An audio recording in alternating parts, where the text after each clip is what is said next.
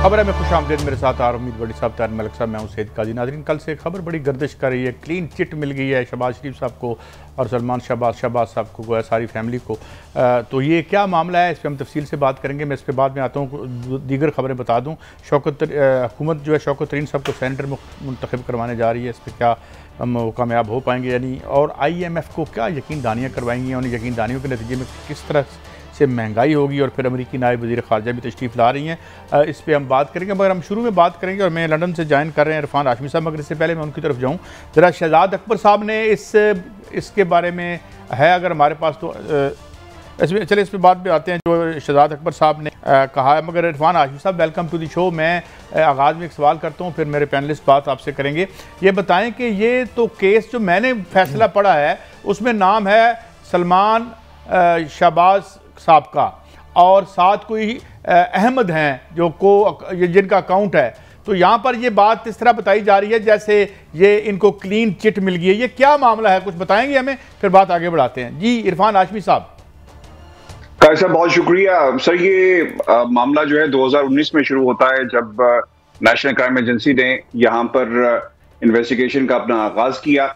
और भाई साहब, हमें याद रखना होगा कि जब भी नेशनल क्राइम एजेंसी किसी भी किस्म की कार्रवाई का आगाज करती है तो उसे अदालत के पास जाना पड़ता है कि हम किसी शख्स के अकाउंट को फ्रीज करना चाहते हैं, मुंजमद करना चाहते हैं, हमें इजाजत दी जाए। 2019 के अंदर नेशनल क्राइम एजेंसी अदालत का दरवाजा खटखटाती है और वहां पर फिर इन्हें इजाजत दी गई 12 महीने के लिए कि जनाब आपने जो इन्वेस्टिगेशन करनी है आप कर सकते हैं। और फिर नेशनल क्राइम एजेंसी ने 4 मौकों पर इसे एक्सटेंड किया है, यानी दोबारा अदालत के पास गए, पूछा कि जनाब हमें मजीद वक्त दरकार है, फिर इसके ऊपर डेलिब्रेशन होती है, इजाजत ली जाती है कि कहीं आपको कोई इतराज तो नहीं, यानी सलमान शहबाज को कोई इतराज तो नहीं है। फिर उन्हें क्लियर दोबारा जो है वो कहा जाता है कि ठीक है आप इन्वेस्टिगेशन अपनी जारी रखें। तो ये 4 मौकों के ऊपर इन्वेस्टिगेशन 2 अकाउंट्स का जिक्र किया गया है। अच्छा, एक मिनट मैं यहाँ आपको रोकूंगा इरफान हाशमी साहब, क्योंकि अभी मेरे ये शहजाद अकबर साहब का शॉर्ट सुन लें, इनका क्या नुक्ता नजर है, फिर बात आगे बढ़ाते हैं। सुनाइए जी। कॉस्ट के ऑर्डर तब होते हैं जब आप किसी के साथ गलत या नाइंसाफी करें। इस पूरे ऑर्डर के अंदर शहबाज शरीफ का नाम नहीं है, शहबाज शरीफ को किसी चीज में एक्विट नहीं किया गया है। एक एसेट फ्रीजिंग ऑर्डर का खत्म होने को ऐसे बनाकर पेश किया गया कि शहबाज शरीफ को बर्रियत हो गई है मनी लॉन्ड्रिंग की केस के लंदन में। जी हाशमी साहब, आपने सुना कि शहबाज शरीफ साहब का तो उसमें नाम ही नहीं है। बिल्कुल सर, ये पूरी एक कहानी है। 2019 से तो ये चीज मीडिया पर सामने इसलिए नहीं आई क्योंकि उन्हें मालूम था कि ये बहुत बड़ी खबर पाकिस्तान के तमाम अवाम के लिए होगी, तो इसे छुपा कर रखा गया, बताया नहीं गया। लेकिन अब ये जो बात की गई है, मैं आपको पूरी हिस्ट्री बता देता हूँ। कल जब ये फैसला आया और एक मखसूस चैनल ने इसको ब्रेक किया, तो उसके बाद जाहिर सी बात है भाई साहब यहाँ पर हम सबकी दौड़े में लगी कि ये फैसला क्या है, क्या ऑर्डर है, क्योंकि जब तक ऑर्डर सामने नहीं आएगा तो हम उसको रिपोर्ट नहीं कर सकते थे। अच्छा, अब जो मीडिया के साथ काई साहब जो ऑर्डर शेयर किया गया उसमें ये तमाम नाम जो आपको नजर आ रहे हैं इस वक्त आपकी स्क्रीन के ऊपर, इनको ब्लर किया गया था। शहबाज शरीफ का नाम चूंकि इसमें है नहीं, तो इस बुनियाद के ऊपर खबर यहां पर फैलाई गई कि शहबाज शरीफ, क्योंकि लिखा होगा सलमान शहबाज शरीफ के आगे मिस्टर शरीफ, तो पता ही नहीं है कि ये शरीफ साहब कौन से थे। तो इस चीज को मैनिपुलेट किया गया, बनाया गया, और जब ये ऑर्डर की कॉपीज हमने बाकायदा हासिल की तो उसमें पता चला कि जनाब यहाँ पर तो शहबाज शरीफ का नाम मौजूद ही नहीं है, और शहबाज शरीफ का नाम इसको इस्तेमाल किया गया है सिर्फ पॉलिटिकल माइलेज हासिल करने के लिए, जो कल से बरतानिया के अंदर सहाफी और पाकिस्तान के अंदर जो नून लीग है वो इसे फैला रही है, बना रही है, बयानिए को चलाया जा रहा है। तो शहबाज शरीफ साहब का नाम कहीं पर भी मौजूद नहीं है। बिस्मिल्लाहिर्रहमानिर्रहीम। इरफान, आप खैरियत से हैं?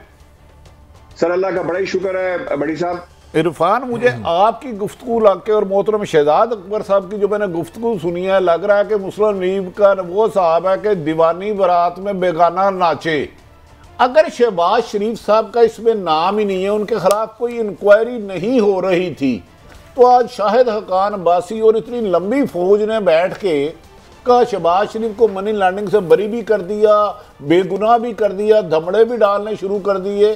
तो क्या ये कुछ सहाफ़ी, जब आप कह रहे हैं कि पहले नाम पे उसको चीट किया गया था, मिटाया गया था, आपका क्या ख्याल है, प्री प्लान साजिश से ये गलत रुख दिया गया खबर को? बट साहब मैं आपके सामने 3 एग्जांपल्स रख देता हूं। मैं उस हेयरिंग के अंदर मौजूद था जो लंदन में डेली मेल के हवाले से हुई, उसमें भी ये बात कही गई कि शहबाज शरीफ पहला राउंड जीत गए। हालांकि वो हेयरिंग थी कि इस आर्टिकल का मतलब क्या है, हमेशा की तरह खबर को जो है वो गलत अंदाज में मीडिया में रिपोर्ट किया गया। फिर आपको याद होगा जब ब्रॉडशीट का फैसला है भट्टी साहब, उस वक्त भी नवाज शरीफ ने कहा कि आज हम जो है बरी हो गए, कौम के सामने सुरखरू हो गए। फिर काबे मुसावी मैदान में आ गए कि जनाब हम वाकई सुरखरू हुए हैं। फिर एक और खबर यहाँ पे लगी कि एवन फील्ड की जो अटैचमेंट का मामला था वो दरखास्त चूंकि वापस ले ली गई, फिर उसको भी मैनिपुलेट किया गया कि हमें ब्रॉडशीट ने पैसे दिए। तो ये 3 मौकों पर खबर को जो है वो गलत अंदाज में रिपोर्ट किया गया।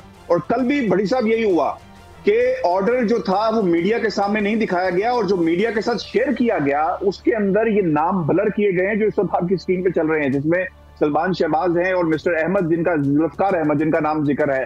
तो जो शेयर किया गया, तो सर ये तो बड़ा क्लियर है कि पूरी तरह रिपोर्ट नहीं किया गया। अभी भी मैं मेरे समेत शहजाद अकबर साहब तो बाद में कह रहे थे, मैं खुद ये चैलेंज करता हूं कि अगर कहीं पर ऑर्डर मौजूद है तो आप मीडिया के सामने ले आए। तो इरफान, एक तो ये ऐसे लग रहा है कि लंदन से ये खबर प्लांट की गई, इसका गलत, दूसरा पाकिस्तान में।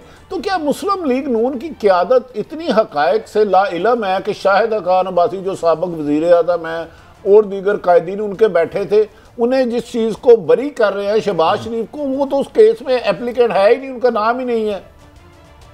ये जिस बुनियाद के ऊपर इस केस को बनाने की कोशिश कर रहे हैं कि जनाब हुकूमत पाकिस्तान की तरफ से एक लेटर लिखा गया, हालांकि नेशनल क्राइम एजेंसी ने खुद कहा कि हमें बताया जाए और ये रिकॉर्ड पर चीजें मौजूद भी हैं, जिसमें शहजाद अकबर ने भी कहा कि हमसे राब्ता किया गया और आज मैंने उनसे भी कोई आधे घंटे का एक प्रोग्राम भी किया। तो उसमें भी मेरा उनसे सवाल था कि जनाब आप अंडरटेकिंग देकर आए हैं, ऐसा क्लेम किया जा रहा है। तो उन्होंने कहा कि जनाब ये कोई अंडरटेकिंग रिकॉर्ड पर मौजूद नहीं है और हम इस टीवी चैनल के खिलाफ और सहाबी के खिलाफ यहाँ पर अदालत में ऑफकॉम से रुजू भी करेंगे, क्योंकि हमने कहीं पर भी रिपोर्ट इस तरह का या हमारी इन्वॉल्वमेंट इसमें मौजूद नहीं है। लेकिन आपने कहा ना कि शायद खाका अब्बासी साहब, भट्टी साहब ये इतने बच्चे नहीं है, इन्हें कोई ना कोई सहारा चाहिए, कोई ना कोई फेस सेविंग का, जिसका ये सहारा लेकर इन लोगों को जो है वो यहाँ से क्लीन चिट दिलवाएंगे, क्योंकि पोलिटिकल फेस सेविंग है। इलेक्शन की पाकिस्तान में एक माहौल बनाने की कोशिश की जा रही है। आवाम के पास आपने जाना है, वहां किस मुंह से जाएंगे, क्या कहेंगे कि जनाब हमारे पे करप्शन के केसेस हैं, सिर्फ इंतजार है, सिर्फ गलत अंदाज से मिसरिपोर्टिंग। इरफान, मैं कुछ समझना चाह रहा हूँ आपसे, आपकी क्योंकि स्टडी इस केस पे है, क्योंकि हमें कोई फर्स्ट हैंड इन्फॉर्मेशन नहीं मिलती। इस केस में शहबाज शरीफ ने अपने एक बैंक की एक अंडरस्टैंडिंग दी है इस केस के हवाले से कि ये मेरे बैंक वाले से आप इंक्वायरी कर सकते हैं कि इतने पैसे हैं, ऐसी कोई बात है। वो इसको इस तरह इंटरप्रेट कर रहे हैं कि जैसे मैंने अंडरस्टैंडिंग दी कि मेरे बेटे के ये जो पैसे हैं ये मेरे बैंक से आप चेक कर सकते हैं। तो जब बेटा क्लियर हुआ तो तालियां लग गई, बाप साहब भी आज़ाद हो गए। इस तरह की कोई है गेम इसमें? कहाँ है वो? ऑर्डर में तो कहीं नहीं लिखा कि हमने इस हवाले से राब्ता किया या कहीं डिटेल्स आई हैं, क्योंकि अगर ऐसे नहीं, वो आप सही कह रहे हैं। केस में हमने पढ़ा है, उसमें कहीं शहबाज शरीफ का नाम नहीं है, मगर एक अंडरस्टैंडिंग इन्होंने दी है इस केस में शहबाज शरीफ ने अपने बेटे के रेफरेंस से। नहीं सर, इसमें ये इस हद तक जरूर होता रहा क्योंकि सलमान शहबाज अपने हवाले से फैसले नहीं करते। इसमें जो मेरी इतलात है, जो मेरे सोर्सेस हैं, जिन लोगों से मेरी ये बात हुई कि इस पूरे केस को ऑब्वियसली सलमान शहबाज का केस होगा तो राब्ता तो और जहां तक इजाजत की बात है वो ली गई होगी इस केस की हद तक, लेकिन नेशनल क्राइम एजेंसी ने चले सही हो गया। इरफान, जरा आसान जुबान में बता सकते हैं ये जो केसेस होते हैं, मतलब ये शरीफ फैमिली को ये इस केस के कितना खर्चा दिया होगा, वकला को, वजीरों को, वहाँ का जो लीगल सिस्टम है, क्या कितना पैसे लगते हैं इस तरह के केसेस में रहने के लिए? क्योंकि हर वक्त कोई ना कोई केस तो रहता है शहबाज फैमिली पे इंग्लैंड में, तो कितने पैसे इनके खर्च होते हैं इस पे?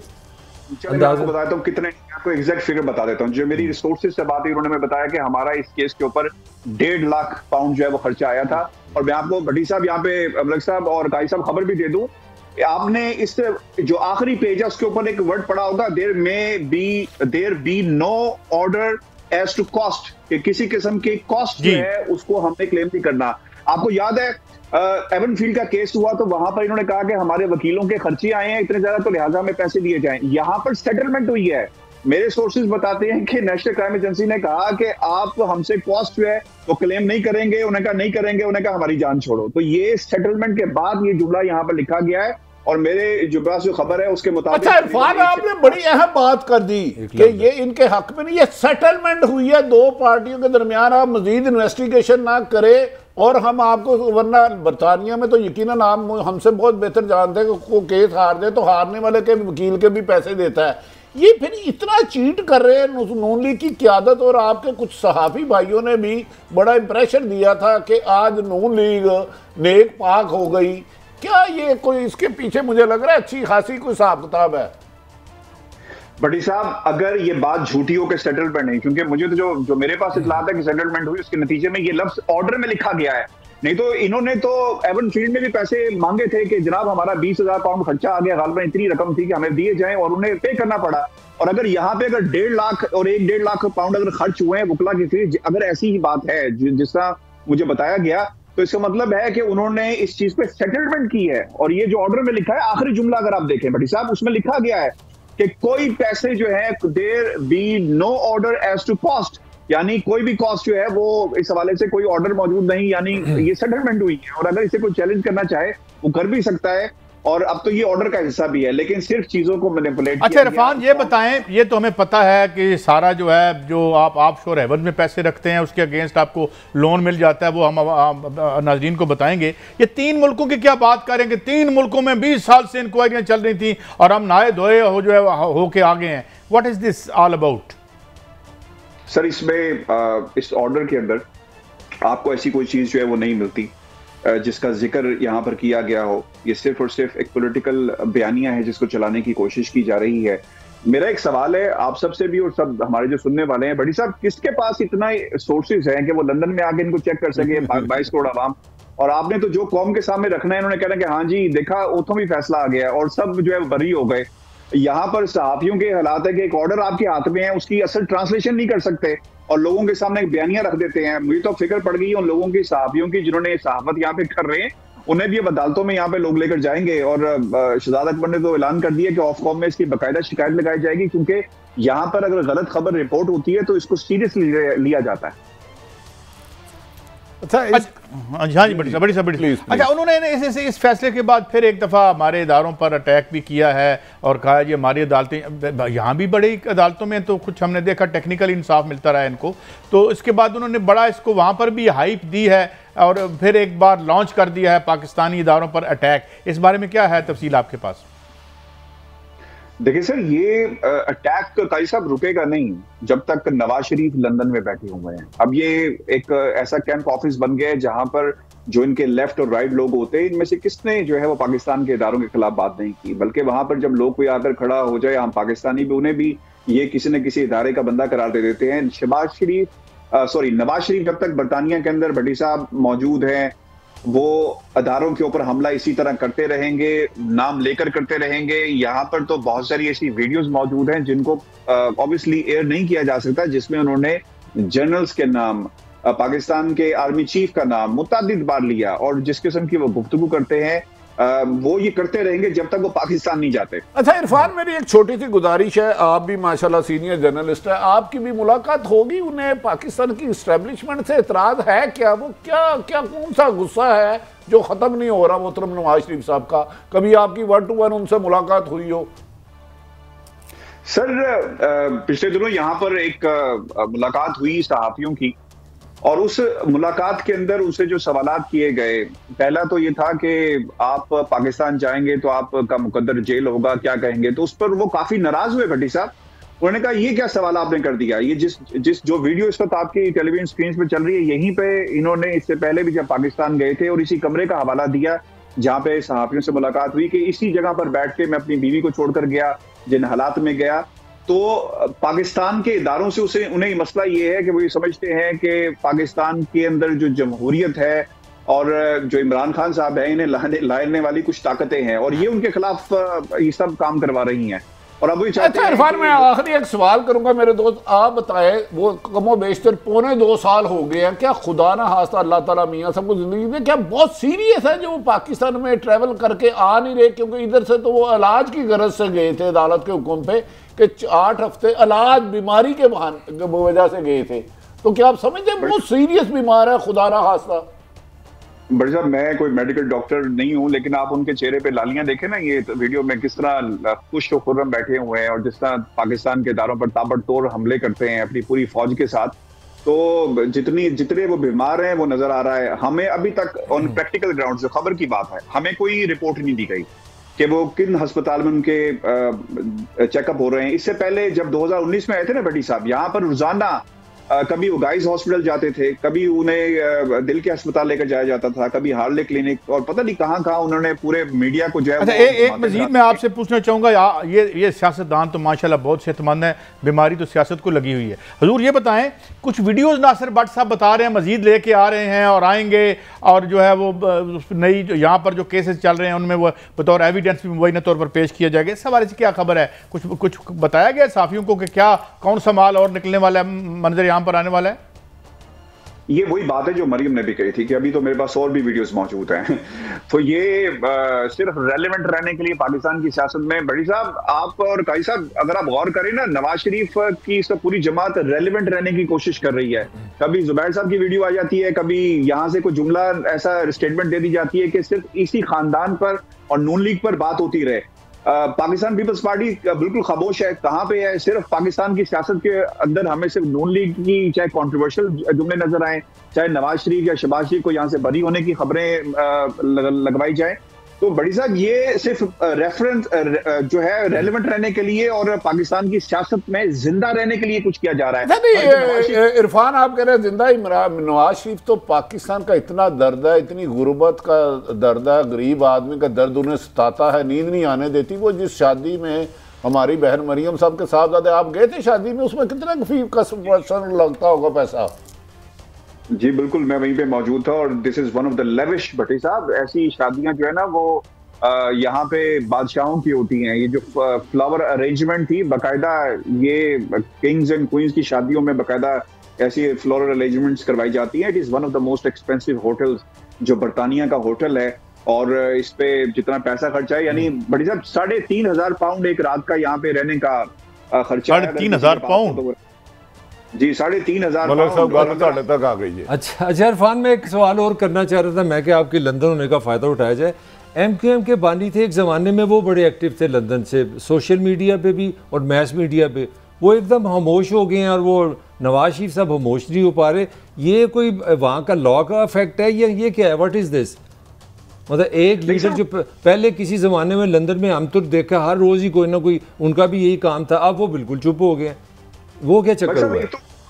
एक तो बीमार, और दूसरी बात ये कि अब MQM के जितने धड़े बन गए, फिर यहाँ पे जायदादों की लड़ाइयाँ बहुत सारी हैं, प्रॉपर्टीज के मामला बहुत सारे आ गए, बैंक अकाउंट्स में जो पैसे थे उसकी डिवीजन का मामला आ गया। तो वहां पर तो इतनी जबरदस्त किस्म की तफरीक है कि MQM के जो बानी जिनका आप जिक्र कर रहे हैं, is no more in relevant. चलें अपना इरफान, बड़े यहाँ भी माल तो बहुत ही होगा और उसमें भी पता नहीं कितने क्लेमेंट्स होंगे या नहीं होंगे, मगर भट्टी साहब हम जरा थोड़ी सी जरा बताएं कि ये कहानी कली है क्या। अब इसमें थैंक यू इरफान, आपका बहुत शुक्रिया। बात यह भट्टी साहब के यहाँ पे जो कहते हैं ना कि पकड़ा उस पर क्या पनामा पे और निकाला कामा में, होता क्या है भट्टी साहब कि आपसे मैंने ली रिश्वत लेके मैंने कहा जी पेमेंट मेरी आपने करनी है वहाँ पर, यहाँ नहीं करनी, और आपने ऑफशोर हेवंस में पैसे रख दिए। वहाँ पे शेल कंपनी बनती है। इसकी शेल कंपनी क्या है? असल मालिक आप हैं, आपको जाली मालिक दे दिए जाते हैं। सईद काजी ताहिर मलिक जो है उसके मालिक बन गए, आप जो गायब हो गए। आप क्या करते हैं? आप लंदन चले जाते हैं, लंदन जाके एक बैंक को कहते हैं मुझे $25 मिलियन चाहिए, इतना $1 मिलियन चाहिए। वो कहेगा अच्छा भाई तेरे पास कुछ सामान है जिसके अगेंस्ट हम दें? कहेगा हाँ जी, वो जो पैसे मेरे पड़े हुए हैं ना वहाँ ऑफशोर अकाउंट में, उसका बेनिफिशियल जो ओनर मैं हूँ। कहेगा अच्छा तो मैं लो $25 मिलियन, उन $25 मिलियन की आप खरीद लेते हैं बिल्डिंग। ये कहते हैं ना कि हम सारे को उल्लू समझते हैं। ये उसकी बिल्डिंग लेने के बाद उस जो कर्जा बैंक से लिया हुआ है वो आहिस्ता आहिस्ता से वो माल इसे इंटीग्रेशन कहते हैं, फिर ये मनी लॉन्ड्रिंग होती है। फिर पता चलता है कि सईद काजी साहब का बेटा जो है एकदम से लंदन में अमीर हो गया है और बड़ा होनहार था, वो एक बिजनेसमैन है और उसकी फिर इसमें एक लिंक देना जरूरी है ताकि नाज़रीन को समझ आए। जब आप लंदन जाते हैं ना, आपसे मुराद है जिसने ये काम करना, मैंने कह लो और नहीं तुसी थे साढ़े नाल दरवेश आदमी। अब होता यह कि आप मिडल ईस्ट में जब जाते हैं ना, वहाँ आप इन्वेस्ट करते हैं या जॉब लेती हैं तो आपको वहाँ की रेजिडेंसी मिलती है कि यू रिजाइड देयर, उसको कहते हैं कामा। जब आप लंदन जाते हैं ना, वो आपसे पूछते हैं भी हाँ भाई आपने बैंक अकाउंट खुलाना है, आपका एड्रेस क्या होता है? आप फिर पाकिस्तान के पासपोर्ट हो, हिंदुस्तान का पासपोर्ट हो, ऑस्ट्रेलिया का पासपोर्ट, मैटर ही नहीं करता। आप कहते हैं मैं UAE का रेजिडेंट हूँ, वहाँ से आपकी सिटीजनशिप भी यानी आप ये कहना चाहते हैं कि कौमा से सिर्फ तनख्वाह ही 15 लाख नहीं मिलती, ये आपके अकाउंट आपका असल आप गुम हो जाते हैं। देखे ना सारी गेम गुम हो गया। हाँ जी भट्टी साहब, 8,03,000 पता नहीं किनवे 92 पर डे है वहाँ नाइट। 3,500 pound, 3,500 pound. अब मुझे बताए गरीब कर्जों में जकड़ा हुआ शादी वहां कर रहा है जहां एक रात का, एक दिन का स्टे 3,500 पाउंड एक बंदे का। उसे गरीब का दर्द क्या होगा। दूसरी बदकिस्मती है मोहतरम शाहिद हकान अब्बासी साहब, जब प्रेस कॉन्फ्रेंस कर रहे थे मैंने पूरी सुनी, हम साफी हैं, हमारी मजबूरी है सबको सुनना, और मैं हैरान हूं। उसके बाद शहजाद अकबर साहब ने अपना ये लगाया, जब मैसेज पढ़ा तो यार ये लोग क्यों इतना झूठ बोल रहे हैं कि शहबाज शरीफ का इसमें जिक्र ही दूर तक कहीं नहीं है। मैंने आपको निशान लगा के दिया है, जरा ये पढ़े ना, सलमान, शहबाज और जुल्फकार अहमद, मिस्टर अहमद और ये मिस्टर शरीफ। तो काजी साहब 2 घंटे इन्होंने मीडिया का टाइम जाया किया और अपने आप को बरी करा दिया, बरी कर दिया। बरी उसकी भी उसने बताया 1.5 लाख पाउंड फीस है, खर्चा किया कितना बनता है 1.5 लाख पाउंड? उन्होंने इसको साहब कितना बनता है बताया ना जरा। 1.5 लाख पाउंड सर, मेरी तो वैसे लाख तो बात गिनती मुक जाती है। जरूर बात यह है कि ये जो है कितने का पाउंड है भट्टी साहब, नहीं हिसाब देना बनता है। 225 रुपए का, 225 को तो ये तकरीबन 4 करोड़ रुपया बनता है। अच्छा 4 करोड़ रुपया लगा के इन्होंने हासिल क्या किया? अकाउंट थे उन्होंने फिर खोल दिया, और भाई उसमें तो शहबाज फिर कास्ट क्लेम नहीं की। अच्छा दूसरा काजी साहब जो इन्होंने फ्रॉड बार बार कर रहे हैं, कागज लहराते रहे शाहिद हकान अब्बासी साहब के। ये देखें 11 तारीख को पाकिस्तान के ये नैब ने या हुकूमत पाकिस्तान लेटर लिखा, वो गलत बात है। 7 तारीख को उनकी ये जो नेशनल क्राइम एजेंसी है उसने इन्हें एक किया कि इनके बारे में यहाँ केस चल रहे हैं। 7 का जवाब 11 को दिया और ये उसको कह रहे हैं पाकिस्तान है। और भाई पाकिस्तान तो पार्टी है ही नहीं। ये मलक साहब नेशनल क्राइम एजेंसी एक लेटर लिखती है कि जी ये बंदे हैं, इनके बारे में इनके केस चल रहे हैं, वो कह रहे हैं यकीनन चल रहे हैं। उसमें वो ये तो नहीं कह सकती कि नहीं चल रहे। भाई नैब में FIA में है तो ये उसको भी क्रेडिट ले रहे हैं, ये नहीं बता रहे कि नेशनल अकाउंट ने 7 दिसंबर को लेटर लिखा। अच्छा बड़ी साहब ये तो हो गया, मगर आप भी साहब ये सारे बैठ के 2 घंटे ये अगर बरी होते तो अच्छी बात थी।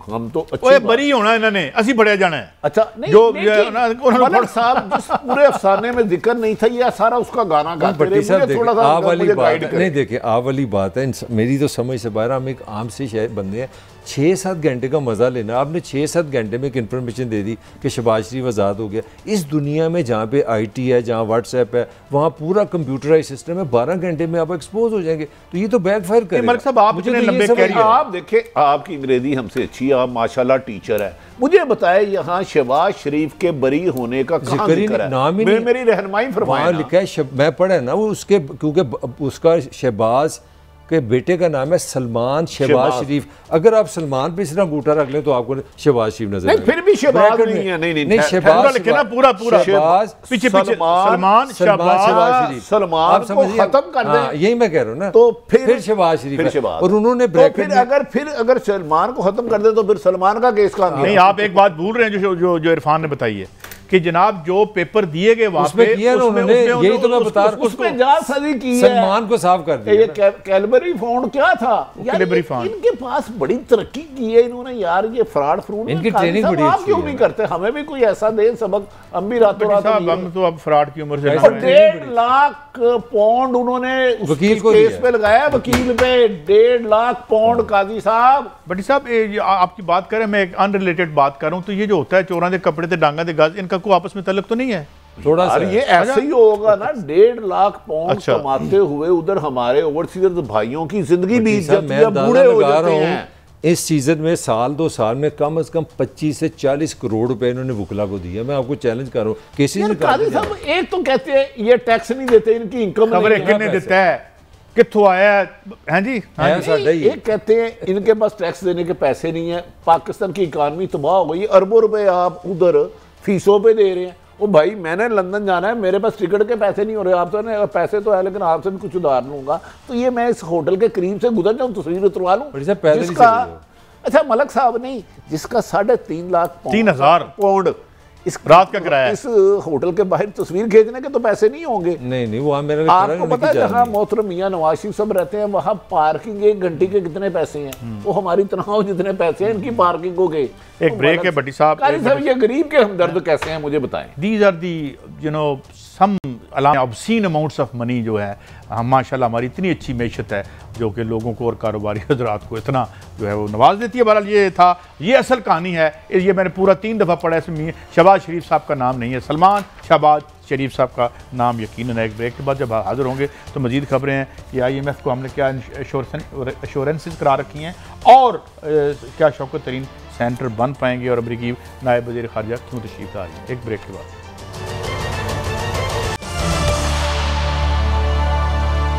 Welcome back. नाज़रीन, हमें ज्वाइन किया है जनाब मोहतरम शहजाद अकबर साहब ने, मोहम्मद खुसूसी बराए एहतसाब भी हैं और मशीर दाखिला भी हैं प्राइम मिनिस्टर के। Thank you very much for your time. Sir मैं पहले एक यही पूछ लूँ आपसे कि जो मैंने 3-4 दफ़ा पढ़ा है, सलमान ऊपर है, ऊपर वाली लाइन में है, नीचे सलमान शहबाज शरीफ लिखा हुआ और आगे mister Sharif as a family name के तौर पर एड्रेस किया हुआ है। तो ये क्या हुआ? कोई गलत फहमी होगी थी इनको या क्या इशू है? कुछ आप रोशनी डालेंगे शहजाद अकबर साहब? जी देखिए, बात यह है कि कल एक ही रिपोर्टर ने, एक ही चैनल ने ये सारी खबर की और खबर ये की कि शहबाज शरीफ और उनका खानदान बरी हो गया मनी लॉन्ड्रिंग के मुकदमे में लंदन से। किसी ने ये सवाल नहीं किया कि भाई कौन सा मनी लॉन्ड्रिंग का मुकदमा इन पे लंदन चल रहा था, कब चल रहा था, किसी को पता ही नहीं था। लेकिन सब ने कहा ओहो ये तो बहुत बड़ी बात होगी। बात यह है कि जो सबसे इम्पोर्टेंट डॉक्यूमेंट था ऑर्डर मैजिस्ट्रेट कोर्ट का जो 10 सितंबर का आया हुआ है, वो ना उस रिपोर्ट में दिखाया गया, ना उस चैनल ने दिखाया। उस रिपोर्टर के पास तो ये होना चाहिए था। असल चीज तो वो ऑर्डर है कोर्ट का। कोर्ट का ऑर्डर जो है वो साफ कहता है कि सलमान शहबाज के 2 अकाउंट्स जो मुंजमद किए गए थे वो बाहमी रजामंदी से उनको गैर मुंजमद किया जा रहा है और उनका फंड रिलीज किया जा रहा है। ये टोटल वो ऑर्डर है। अब इसके ऊपर कि जी ये आज़ाद हो गए, इनको बेगुनाह करार देगी। और सबसे बड़ी बात है कि शहबाज शरीफ का तो कहीं नामो निशान ही नहीं था इस पूरे ऑर्डर के अंदर। तो शहबाज शरीफ को कैसे बरतानिया की अदालत ने बरी कर दिया? और जो सबसे इम्पोर्टेंट सवाल है कि 10 सितंबर का ये ऑर्डर है, ये जो स्टोरी कल ब्रेक हुई है ये कल क्यों की गई है? बहुत अच्छा होता कि जो सलमान शहबाज हैं या इवन शहबाज शरीफ जो कि उनका बेटा है वो सहाफियों को बुला लेते, उनके साथ ऑर्डर शेयर करते और कहते देखें जी ये हम बिल्कुल क्लीन हो गए हैं। ऐसा तो नहीं हुआ। ये तो बड़ी एक अजीब व गरीब तरीके से एक नैरेटिव बिल्ड करने की कोशिश की गई है, एक पूरी इंजीनियरिंग करने की कोशिश की गई है, एक एंगलिंग करने की कोशिश की गई है। और वो तमाम जो इस वक्त मुल्क के मौजूदा सियासी सूरत हाल, स्पेशली मुस्लिम लीग नून की जो अपनी सियासी सूरत हाल है, जो उनके अपने अंदर के बहुत सारे मसाइल हैं, जो सारी खबरें चल रही थी, उन चीज से एक तवज्जो हटाने की मैं समझता हूँ कोशिश थी, जो कि आज एक्सपोज होगी जब बरतानिया की अदालत का मैजिस्ट्रेट कोर्ट का ऑर्डर आ गया है। वो हर बंदे के सामने ऑर्डर मौजूद है, उसके अलावा तो बाकी सब चीजें आए पाए। अच्छा शहजाद साहब, मैं एक छोटी सी गुजारिश कर रहा हूँ। वो इत्तेफाक से मुझे शाहिद हकान अब्बासी साहब और दीगर एहसन इकबाल साहब की प्रेस कॉन्फ्रेंस सुनने का मौका मिला। 2 मीटिंगें थी। वो तो इस तरह जश्न मना रहे थे कि शहबाज शरीफ बेगुनाह हो गए, उन पर तमाम केस मुकदमात खत्म हो गए, उन पर मनी लॉन्ड्रिंग है ही कोई नहीं, वो तो वली अल्लाह बन गए हैं। लेकिन ये ऑर्डर देखता हूँ तो इसमें तो शहबाज शरीफ का जिक्र तक नहीं है। और वो एक एलिगेशन लगा रहे थे कि इसने पाकिस्तान से 11 दिसंबर को एक लेटर लिखा गया, जबकि इतला है कि शायद पहले उन्होंने नेशनल क्राइम एजेंसी ने आपको 7 दिसंबर को लिखा था कि कुछ फैक्ट्स पूछने के लिए। जी बिल्कुल, देखें जो पहली बात तो ये है कि जो लेटर वो दिखा रहे हैं वो 10 या 11 दिसंबर का है। और उससे पहले 7 दिसंबर को एक हमसे सवाल किया बरतानिया की नेशनल क्राइम एजेंसी ने, जिसमें उन्होंने लिखा कि हम इनके एसेट्स के कुछ हमारी सस्पेशन है उसको फ्रीज करने जा रहे हैं। तो इनसे मुतल्लिका क्या पाकिस्तान में कोई मुकदमात हैं? और उसमें सिर्फ शहबाज शरीफ और इनके खानदान का जिक्र नहीं था, कुछ और भी बड़े शरीफ खानदानों का जिक्र था। वो सारी इंफॉर्मेशन हमने उनसे शेयर की कि एग्जिस्टिंग केसेस। अच्छा मजे की बात है कि हमने उनको कोई ऐसी कुछ छुपी बात नहीं बताई। हमने उस लेटर के अंदर यही बताया कि जी इनके खिलाफ फलां अदालत में फलां केस है, फलां अदालत में फलां केस है, फलां महकमे के पास फलां तफ्तीश चल रही है, उसका स्टेटस ये है। ये इंफॉर्मेशन हमने शेयर की। उसके बाद जो एनसीए ने अपना फैसला किया और उनके एसेट्स फ्रीज किए, मैजिस्ट्रेट कोर्ट में गए। जाहिर बात है जिस तरह यहाँ पे भी चेयरमैन नैब का इख्तियार है कि वो कोई भी किसी के एसेट्स फ्रीज कर सकते हैं और फिर उसको तस्दीक करवाने के लिए अदालत के पास जाते हैं। तो इसी तरह से पहले एनसीए ने इनके एसेट्स फ्रीज किए और उसकी तस्दीक के लिए अदालत गए। लेकिन सबसे हैरानकुन बात यह है कि यहाँ शेख खकान अब्बासी, एहसन इकबाल, अता तारर, बड़े लोग कल भी इन्होंने किया और मैं हैरान हो रहा था। मैं तो अक्सर शहबाज शरीफ साहब को चाचू भी कहता हूँ, तो इन्होंने सब ने मिलकर, मेरा ये जाती ख्याल है कि चाचू को मामू बना दिया। नहीं वो शहजाद साहब ये बताए, मैं अगर आप प्रेस कर सुने, ये पूरी कौम को मामू बना दिया। शाहिद खकान अब्बासी साबिक वजीर आज़म है, एहसन इकबाल साहब फिलासफर है बहुत बड़े, तो क्या इन्हें कौम को गुमराह करते हुए ये समझ नहीं आती कि ये ओरिजिनल आर्डर भी कुछ देर बाद आ जाएंगे और तमाम फैक्ट्स भी आ जाएंगे? ये तो चीट करने वाली बात है बादी नजर में। देखें, बिल्कुल ये तो पूरी कौम के साथ एक भोंडा मजाक है और ये समझते हैं कि शायद कौम को पता नहीं चलेगा। सबसे अहम जो डॉक्यूमेंट है वो दिखाया नहीं और बाकी आगे पीछे की बातें करते रहे। मैं तो इस बात पे आज हैरान हो रहा था कि आज किसी ने इनमें से नून लीग में से जस्टिस आसिफ सईद खोसा साहब को भी कोट किया और कहा कि आशियाना के केस में आसिफ सईद खोसा ने कहा कि शहबाज शरीफ अच्छा बच्चा है। तो मैं हैरान हुआ। मैंने कहा आप आसिफ सईद खोसा को कोट कर रहे हैं जिन्होंने आपके जो कायदे मोहतरम में उनको गॉडफादर कहा था, सिलसिला माफिया माफिया को। अच्छा शहजाद साहब, मैं आपसे ज़रा एक थोड़ा हट के सवाल करना चाह रहा हूँ। आप मुशीर अपना एहतसाब भी हैं, कुछ सारा मैं 100% नहीं कह रहा, कुछ लोगों का कहना है आपकी हुकूमत जो है गैर जानबदाराना एहतसाब का तासर नहीं दे सकी, तो ऐसे लग रहा है कि हम इसमें नाकाम रहे हैं। तो मेरा आपसे दो सवाल है। कल वैसे प्राइम मिनिस्टर साहब ने भी कहा कि हमें पीपल्स पार्टी से मिलजुल के चलना चाहिए, तो 50% तो लगता है वहाँ पे कोई नरमी आ रही है, बाकी रह गई नून लीग। तो क्या आप समझते हैं जो मैंने ये जो परसेप्शन है ये गलत है कि सही है? देखिए, इस परसेप्शन को बिल्ड कौन कर रहा है? जिन लोगों के ऊपर नैब के मुकदमात हैं, जिस किसी के ऊपर नैब का मुकदमा है, वो कहते हैं जी कि हुकूमत गैर जानिबदाराना इंतसाब नहीं कर रही। हुकूमत ने, या देखिए इस हुकूमत ने 3 सालों में क्या हमने कोई नया इदारा बनाया, कोई नया कानून बनाया एहतसाब का? इन्हीं के दौर के बने हुए कवानीन और इदारे जो हैं, और ज्यादातर केसेस इन्हीं के दौर में शुरू हुए। इवन देखें, एक केस है जो शहबाज शरीफ के ऊपर टीटी का केस है और उसके जो फैक्ट्स और फिगर्स वो सब अवाम के सामने है। वो केस पिछले 2 सालों में शुरू हुआ है, बाकी सारे केसेस तो 4 साल 3 साल पहले से इनके दौरे हुकूमत में शुरू हुए। तो अब ये कैसे कह सकते हैं कि हम गैर जानिबदाराना इंतसाब कर रहे हैं? नैब तो अपना इंडिपेंडेंटली काम करता है, नैब तो हुकूमत के वज़रा के ऊपर भी केसेस करता है, उनके ऊपर रेफरेंस भी फाइल करता है, इंक्वायरीज भी इनिशिएट करता है। तो इससे ज्यादा उनको क्या? मुझे बताइए कि शहबाज शरीफ के, आप देखिए इनके दौर के अपने बात कर लें, राना मशहूद साहब की वीडियोस चली, ब्रीफ केस दे रहे हैं, पैसे दिए जा रहे हैं, बड़े बड़े स्कैंडल्स आए, कभी किसी वजीर को बुलाया भी गया? हमारे दौर में तो नैब जब चाहता है किसी, और हमारे बहुत सारे लोगों को इससे शिकायत भी है, बड़ा गिला भी है जी कितना बुरा ट्रीट करते हैं, हमें बुला लेते हैं। लेकिन वजीर आज़म साहब का एक बड़ा सिंपल सा बात और विजन है कि देखिए, आपको अपने आप को एहतसाब के लिए पेश करना चाहिए। अगर आपसे कोई सवाल करता है आप उसको जवाब देना चाहिए, क्योंकि जितना आपका बड़ा होता है उतनी आपके ऊपर जिम्मेदारी। अच्छा शहजाद अकबर साहब, एक हालांकि ये सवाल आपसे नहीं बनता कि, लेकिन आपकी कैबिनेट के मेंबर हैं, अभी थोड़ी देर पहले उनका एक ब्रेकिंग चल रही थी कि शहबाज शरीफ साहब 25 साल के लिए, ये उनकी कानूनी राय थी या क्या था? क्योंकि लोगों बड़े अचंभे में हैं, क्योंकि वो तो कोई अदालत का हिस्सा नहीं है, वजीर हैं, वो कह रहे हैं 25 साल तक अंदर हो सकते हैं शहबाज शरीफ साहब। What is your take on? आप इस पर रिस्पॉन्ड करेंगे? देखें, जो ये मुझे नहीं मालूम, क्योंकि मैं तो कोविड की वजह से क्वारंटाइन में हूँ, आज कैबिनेट भी अटेंड नहीं की, और अगर किसी ने ये कहा है तो वो जरूर उन्होंने अपनी राय दी है। जी, वो उन्होंने अपनी राय दी है, क्योंकि जिन मुकदमात में ये चार्ज हैं उसमें सजा की तो मैक्सिमम नौयत इतनी ही होती है। अच्छा मैं एक सवाल करना चाह रहा हूँ आपसे, सिर्फ सवाल करना चाहता हूँ। आपने ये टीटी केस को बहुत गौर से देखा, रिसर्च की, एज ए आईनी माहिर, कानूनी माहिर, आप समझते हैं? कुछ लोग तो कह रहे हैं वो केस बहुत मजबूत है, अगर वो डिले हरबे इस्तेमाल ना किए जाए, ताहीरी हरबे ना इस्तेमाल किए जाए, उस केस में सजा की तवक्को की जा सके। करना तो फैसला जज साहब ने है। आपकी आईनी राय क्या है इस बारे में? जी देखिए, मेरा तो बड़ा इसके ऊपर मौक़िफ़ वाज़ेह है कि जो टीटी वाला केस है वो सारा डॉक्यूमेंट्री एविडेंस का केस है। उसमें गवाहों ने सिर्फ आके डॉक्यूमेंट्स पेश करने हैं, वो डॉक्यूमेंट्स खुद बोलते हैं कि किसने क्या गुनाह किया है। अब उसमें ताखीरी हरबे बहुत सारे इस्तेमाल किए जा रहे हैं। कुछ ऐसा भी हुआ कि नैब की लाहौर की कोर्ट्स की वजह से कुछ 4 माह का ताखीर आ गई, जजेस का ट्रांसफर हो गया, फिर उसके बाद कोर्ट्स की शिफ्टिंग आ गई, क्योंकि प्रोविंशियल कोर्ट ने कहा कि आप कोर्ट्स खाली कर दें, तो उसकी वजह से कुछ ताखीर हुई।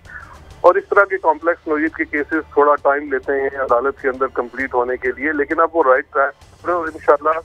अगर मुझसे आप एक कानूनी माहिर के तौर पर राय मांगेंगे तो बिल्कुल उसके अंदर कन्विक्शन हो सकती है, और वो बड़े मजबूत केसेस हैं। आप उन केसेस के ऊपर सुप्रीम कोर्ट तक ये लोग गए हैं और इन्होंने अपने केसेस के मेरिट्स के ऊपर बात करने की भी कोशिश नहीं की। अच्छा शहजाद साहब, आप क्योंकि एहतसाब के वाले से मैं सवाल करना चाह रहा हूँ कि कुछ लग रहा है कि पाकिस्तान के और बहुत बड़े जिन हैं, जिस तरह महंगाई है, इकॉनमी है, बेरोज़गारी है, गुर्बत है, तो कहीं ये तो नहीं है कि हमारी जो मौजूदा हुकूमत है इसने बहुत ओवर एम्फेसाइज कर दिया एहतसाब को, और उसमें एक भी नाम पर नाम नहीं है। शहबाज शरीफ है, ख्वाजा आसिफ है, अगर मैं नाम लूँ, साद रफ़ीक है, तो नाम ही नहीं ख़त्म होते। कोई किसी किस्म का ब्लैक एंड वाइट में केस नहीं हुआ। तो 3.5 साल का एक हवा जो है हम पे मुसल्लत है और हम बेशुमार मसाइल का शिकार है।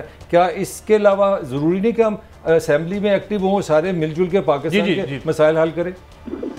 जी बिल्कुल, ये सवाल बहुत अच्छा है, लेकिन मैं इसमें ये कहना चाहूँगा कि हुकूमत कौन सा इसके ऊपर सुबह शाम बैठ के सिर्फ यही काम कर रही है। 32 वजीर सारा दिन ये काम करते रहते हैं। हुकूमत तो अपना काम कर रही है। आप ये तो मीडिया के ऊपर है कि आप क्या चीज़ खबर चलाना चाहते हैं, क्या नैरेटिव बिल्ड करना चाहते हैं, किस चीज़ को आगे लेके जाना चाहते हैं। देखिए, अब अगर अपोजिशन लीडर के ऊपर मुकदमा चलेंगे, वो रिपोर्ट भी होगा। अब हर पेशी के बाद अगर अपोजिशन लीडर के साथ के हवारी जो हैं, वो जो उनके तर्जुमान हैं, वो बाहर आके जब कौम को गुमराह करेंगे, कल उन्होंने कौम को गुमराह किया, तो फिर हुकूमती नुमाइंदों के ऊपर ये फर्ज है कि वो कौम को असल हकाइक बताएं। तो ये तो खेल चलता रहेगा, और ये तो हुकूमत की तरफ से 1-2 लोग काम करते हैं, बाकी लोग तो कुछ और काम करते हैं, वो तो अपनी जगह काम चल रहा है। तो ऐसा तासुर गलत है कि सिर्फ सारा दिन यही काम किया जा रहा है। और दूसरी चीज़ ये है जो आप कह रहे हैं ताखीर, क्योंकि कोई चीज़ ब्लैक एंड वाइट में नहीं है। देखिए, जो ताखीरी हरबे, आप उसकी मैं आपको मिसाल देता हूँ। मरियम नवाज साहिबा की अपील इस वक्त लगी हुई है इस्लामाबाद हाई कोर्ट में। पहले मरियम साहिबा आके पेश हुई, इनके वकील पेश हुए, तो उन्होंने, और ये रिकॉर्ड पे है, आपके तमाम चैनल्स ने रिपोर्ट किया कि उनके वकील साहब ने कहा जी मेरी तो कमर बड़ी खराब है, मैं खड़ा ही नहीं हो सकता। तो जजेस ने कहा जी हम आपको चारपाई लगा देंगे, आप आर्ग्यू करें। जब वो आर्ग्यूमेंट शुरू हुआ तो मरियम साहिबा ने अपने वकील को फारिग कर दिया और फिर जाके 1 महीने का टाइम ले लिया कि मैं नया वकील करना चाहती हूँ, मुझे वकील नहीं मिल रहा। अगली पेशी पे नया वकील करके इस बात पे टाइम ले लिया कि मुझे अब नया वकील मिला है और अब इससे तैयारी करनी है। तो जी बिल्कुल, आप सही फरमा रहे हैं। और बल्कि ये फाजल जज साहब ने भी कहा था कि तासुर यही है कि जो है वो उसको ताखीर चाहते हैं और शायद नहीं चाहते कि वो लटकाना चाहते हैं किसी वजह से। शहजाद अकबर साहब, बहुत शुक्रिया, आपने बड़ी सराहत रोशनी डाली। एक ब्रेक है, ब्रेक के बाद हाजिर होते हैं और नए अमरीकी नए वज़ीर ख़ारजा और इकॉनमी पे बात करेंगे। Welcome back. Doctor Farrukh Saleem ने हमें ज्वाइन किया है, मारूफ मेशदान। डॉक्टर साहब, थैंक यू वेरी मच। मुख्तसरन, लास्ट टाइम जब हमने हमारे साथ डॉक्टर इशफाक हसन खान थे, उन्होंने कहा था कि महंगाई IMF की शराइत का हिस्सा होती है, जब तक हम इससे बाहर नहीं जाएंगे महंगाई ख़त्म नहीं होगी। आपका इस पर क्या टेक है, क्या यही वाक़या है? देखिए, मार्च की 24 तारीख को जो हमारे पहले वजीर ख़जाना थे, उन्होंने एक मुआहदा किया था IMF के साथ। उस वक्त डॉक्टर हफीज शेख साहब थे और वो मुआहदा था, तीन उसमें वादे किए गए थे। पहला वादा ये था कि 900 रुपए का काफी टैक्स लगा देंगे। दूसरा वादा ये था कि बिजली के बिलों में इजाफा किया जाएगा और उससे 900 अरब रुपया इकट्ठा किया जाएगा। और तीसरा वादा ये था कि तकरीबन 610 अरब रुपए का पेट्रोल और डीजल के ऊपर टैक्स लगाया जाएगा और उसके नतीजे में इजाफी जो है रेवेन्यू इकट्ठा किया जाए। ये 3 वादे किए गए। जो आप कह रहे हैं वो अगर इन तीनों वादों के ऊपर अमल दरामद होता है तो आप समझिए कि तकरीबन 30 रुपए फी लीटर पेट्रोल डीजल के ऊपर जो है वो टैक्स लगाना पड़ेगा। तो 30 रुपए फी लीटर कीमत बढ़ जाएगी। जब पेट्रोल की कीमत बढ़ेगी तो फिर मईशत में हर चीज की कीमत बढ़ जाएगी। इसी तरह अगर आप बिजली की कीमत बढ़ाते हैं, उसके ऊपर 900 अरब रुपए का टैक्स लगाते हैं, तो फिर जो चीज भी बिजली से बनती है वो महंगी निकलेगी। लेकिन सोचने की बात इसमें यह है कि IMF आपको ये नहीं कहती कि आप कीमतें बढ़ा दें। IMF ये कहती है कि आपकी आमदन और आपके हुकूमती अखराजात में जो खसारा है उसको आप दूर कर दें। अब अप्रैल के महीने में आपको याद है कि शौकत तरीन साहब वजीर खजाना आ गए। उन्होंने कहा कि मैं तो IMF के हमने जितने भी वादे किए थे उनके ऊपर अमल दरामद नहीं करूंगा, यानी कि ना तो इजाफी टैक्स लगाऊंगा, ना बिजली के रेट बढ़ाऊंगा और ना पेट्रोल के ऊपर वो जो पेट्रोलियम डेवलपमेंट लेवी टैक्स कहलाता है 30 रुपए लीटर, मैं वो करूंगा।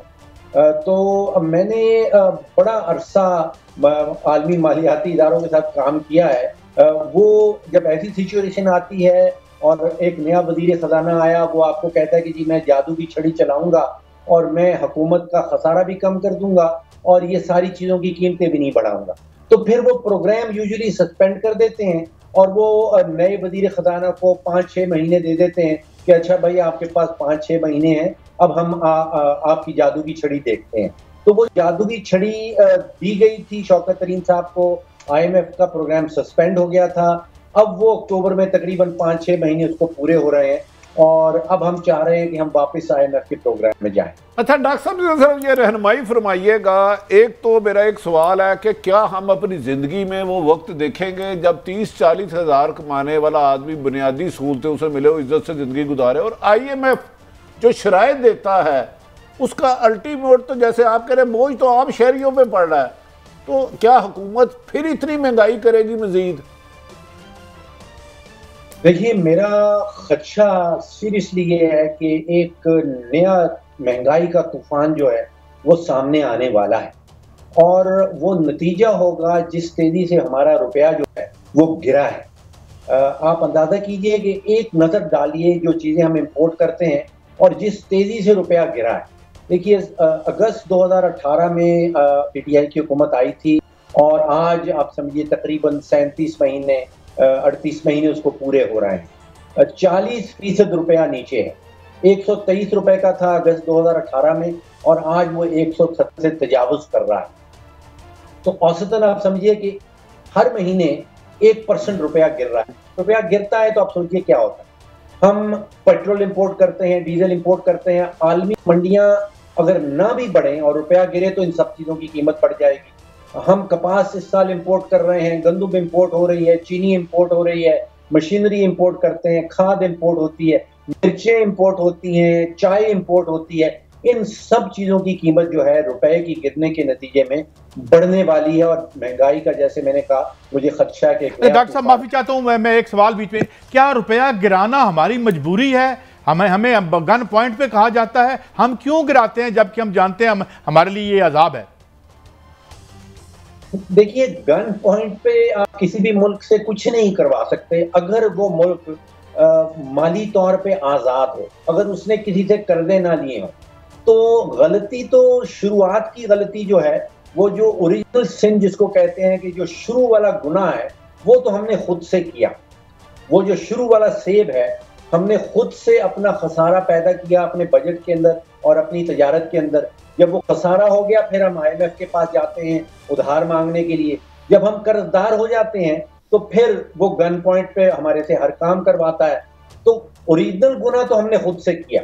अच्छा डॉक्टर साहब मैं एक सवाल समझना चाह रहा हूँ, ये जिस तरह आपने शुरू में बताया कि जब हम जाते हैं उनसे कर्जा पैसे मांगते हैं तो वो कहते हैं भाई आप अखराजात कहाँ से बढ़ाएंगे पैसे, बस तो वो गैस पे आ जाते हैं। जिस तरह 35% सुनने में आ रहा है कि महंगी हो रही है, 21 दफ़ा हमारी बहरहाल बिजली आपने बताया महंगी हो रही है। मेरा आपसे सवाल है एक इकोनॉमिस्ट की हैसियत से, जो हमने इतनी हैवी रियासत बनाई है, रियासती ढांचे में इतना नॉन जो डेवलपमेंटल फंड हम लगा रहे हैं वो काम क्यों नहीं करते? हम गरीब से पैसे क्यों छीनते हैं? क्या ऐसे पाकिस्तान के बजट में ऐसी जगह हैं रियासती ढांचे पे कि वहाँ से हम खर्चे अपने रोक लें तो गरीब आदमी की जान छोड़ दें? जी ताहिर साहब बड़ा अच्छा नुक्ता आपने उठाया है और बिल्कुल जगह है। आप अंदाज़ा कीजिए कि हम तकरीबन 400 से 500 अरब रुपया, हम का मतलब ये है हमारी हुकूमत।